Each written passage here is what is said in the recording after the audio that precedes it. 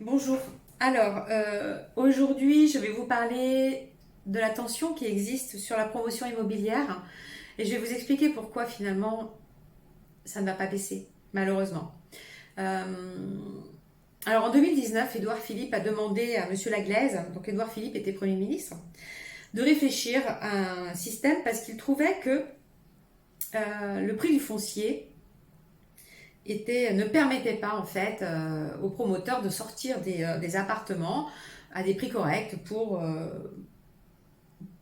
les Français, on va dire ça. Il en est sorti l'idée génialissime d'un bail réel solidaire. Génialissime. Donc qu'est-ce que c'est que le bail réel solidaire? Donc l'État reste propriétaire du foncier, donc du terrain, et vous achetez, vous êtes propriétaire d'un bail.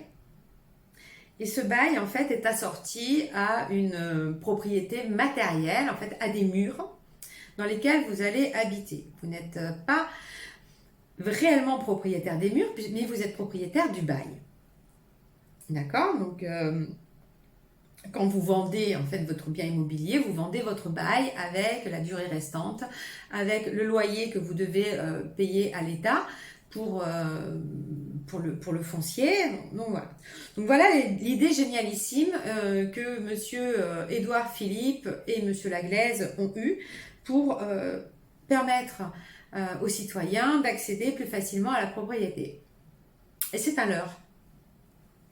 C'est même plus qu'un leurre, puisque pour moi, c'est un aveu en fait de manquement de réflexion. Alors pourquoi? En fait, pour construire, il faut des matériaux. Et les matériaux sont en train de se raréfier de manière considérable. En fait, on est arrivé, je ne sais pas si vous avez entendu parler des fameuses limites planétaires. On peut dire que pour le sable, on y est. Voilà, on y est déjà pour l'eau, puisque l'eau ne se renouvelle plus autant qu'on la prélève. Et pour le sable, on y est aussi. On l'extrait beaucoup trop. On en extrait plus que ce qu'il est capable en fait ce que la nature est capable de produire. Alors, état des lieux, rapidement, de ce que l'on prélève. On prélève à peu près 50 milliards de tonnes de sable et de gravier dans l'océan. D'accord? C'est la seconde ressource la plus utilisée au monde, après l'eau. Et le sable, en fait, ne sert pas que pour le bâtiment. Il sert pour les ENR, puisqu'il sert pour les panneaux solaires. D'accord? Donc là, il y a une croissance de la demande. Il sert pour le verre. Et il sert également pour les routes.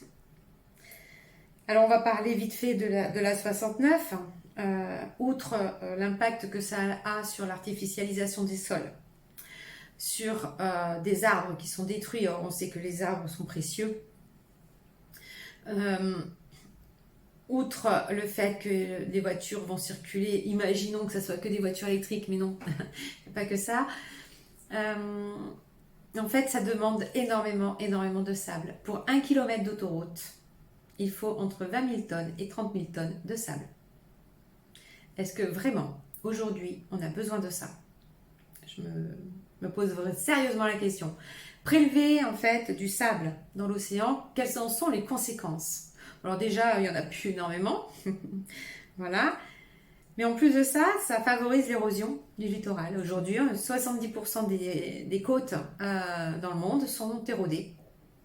Et ce prélèvement massif de sable favorise cette érosion.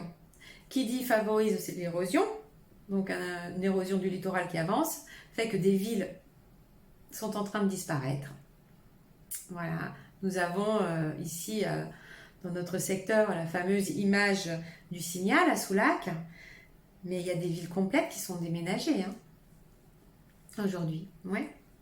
Et donc voilà, c'est cette matière ce matériau devient tellement rare en fait que il y a des réseaux parallèles, des réseaux clandestins qui se sont créés. Il y a un véritable pillage des fonds sableux, avec bien sûr un impact sur la faune, un impact sur le dégagement de CO2, puisque quand quand vous secouez tout ça, vous faites ressortir à la surface en fait du CO2 qui était enfoui dans les sédiments. Donc en fait il est important de réfléchir désormais de manière systémique. Notre modèle économique tel qu'il a été constitué, tel que on l'a intégré comme faisant partie de la norme, comme quelque chose de normal et faisant partie de la vie, il faut le comprendre, et ça c'est important, c'est que c'est un modèle complètement créé par l'homme qui est complètement artificiel. Celui-là, il a été choisi, ça aurait pu en être un autre pour faire société. Il a été choisi pour faire société. On le sait imparfait. On le savait imparfait, par exemple, pour les inégalités, puisqu'il créait d'énormes inégalités entre les gens.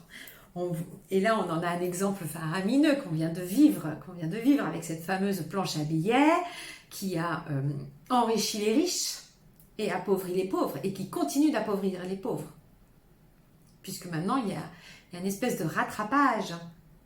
Et c'est là que ça devient un petit peu inquiétant. Dans la théorie économique, en fait, on a un équilibre entre l'offre et la demande. Donc, comment il se fait? Il se fait par l'intermédiaire des prix. D'accord?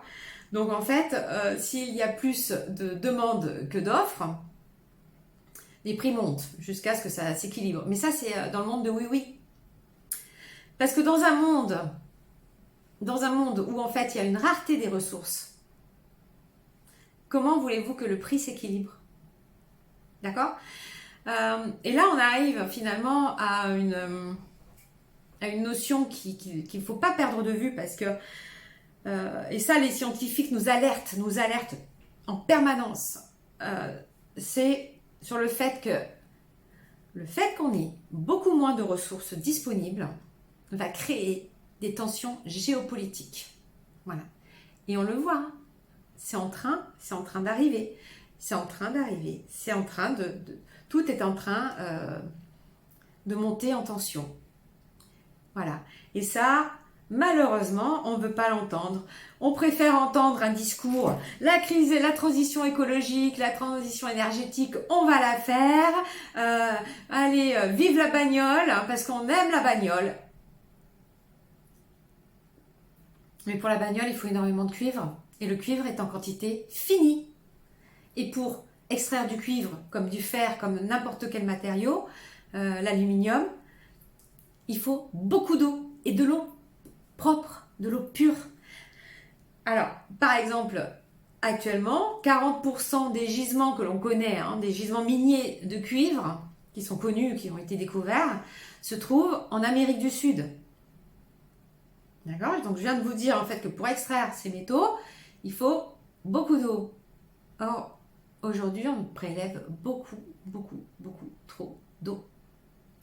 La NASA, je crois, il y a quelques années déjà, avait remarqué qu'on avait réussi quand même par nos prélèvements à dévier l'axe de rotation de la Terre de 80 cm. Je ne sais pas si on se rend compte de ce qu'on est en train de faire et de ce que notre modèle économique auquel on s'accroche, parce qu'on est tellement habitué et on pense que c'est le seul et unique qui puisse exister. Non seulement il est arrivé au bout de ce qu'il pouvait produire, mais en plus de ça, il est en train de nous conduire à notre perte. Voilà. Donc aujourd'hui, je trouve vraiment impropre de parler d'inflation. Inflation pour le gaz, inflation liée au prix de l'énergie. Je pense que ce n'est plus de l'inflation à ce niveau-là. On ne peut pas parler d'inflation quand on a un système qui est en train de s'effondrer. Et si vous croyez que c'est de l'éco-anxiété, allez en parler à Mayotte. Allez dire en fait que les problèmes d'eau, les problèmes d'érosion du littoral, les problèmes de production, les problèmes climatiques, en fait c'est que juste de l'éco-anxiété. Voilà. Bon, écoutez, sur ces bonnes paroles, je vous souhaite une très belle journée et à bientôt.